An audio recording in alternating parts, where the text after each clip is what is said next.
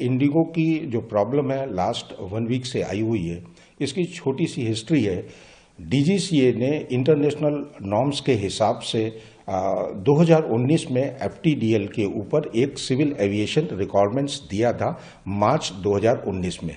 इसके बाद ये इंटरनेशनली देखा गया था कि कई एक्सीडेंट्स हुए और जिसमें पैसेंजर और पायलट्स की डेथ भी हुई है, और इसके बाद ये ऐसा महसूस किया गया कि पायलट और केबिन क्रू को थोड़ा ज़्यादा रेस्ट पीरियड मिलना चाहिए।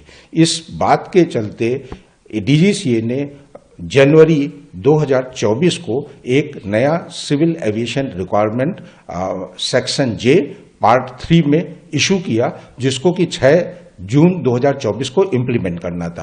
अब ये चीज इम्प्लीमेंट नहीं हो पा रही थी क्योंकि वेरियस एयरलाइन ऑपरेटर्स की तरफ से दबाव था, क्योंकि इसको इम्प्लीमेंट करने से उनके पास पायलट्स और एयरक्रू की कमी अब हो जाती।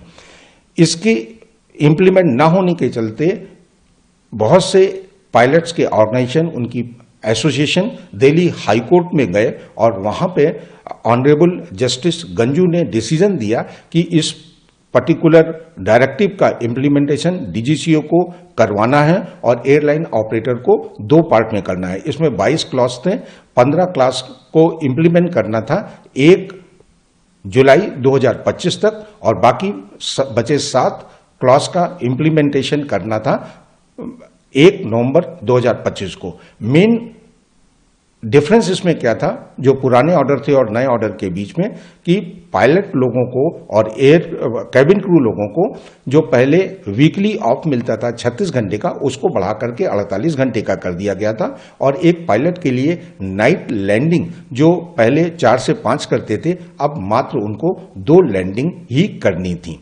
ये सब प्रॉब्लम चल ही रही थी। इसके साथ साथ एक चीज हमारे यहाँ पे हमको ये समझना चाहिए कि हमारे इंडियन डोमेस्टिक एविएशन में इंडिगो का जो शेयर है वो 65% है। नंबर 2 पे 27-28 पे एयर इंडिया आता है, और बाकी 2 छोटी कंपनी आकाशा और स्पाइस जेट बचा हुआ परसेंटेज शेयर करती हैं।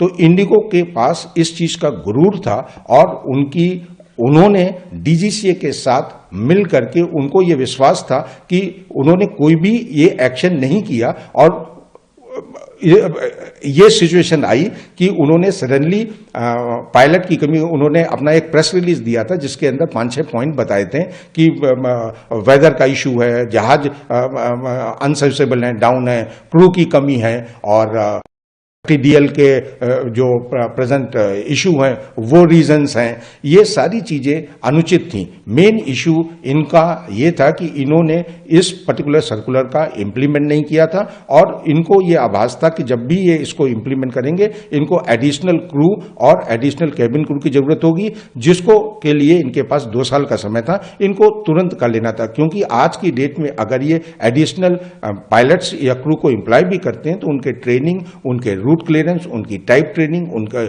वेरियस क्लियरेंस में 1 से 2 साल का समय लगता है, जिसको उन्होंने खराब कर दिया। अगर आप ये वीडियो YouTube पर देख रहे हैं तो हमारे चैनल को सब्सक्राइब कर बेल आइकन दबाएं, और Facebook पर देख रहे हैं तो हमारे पेज को लाइक करें।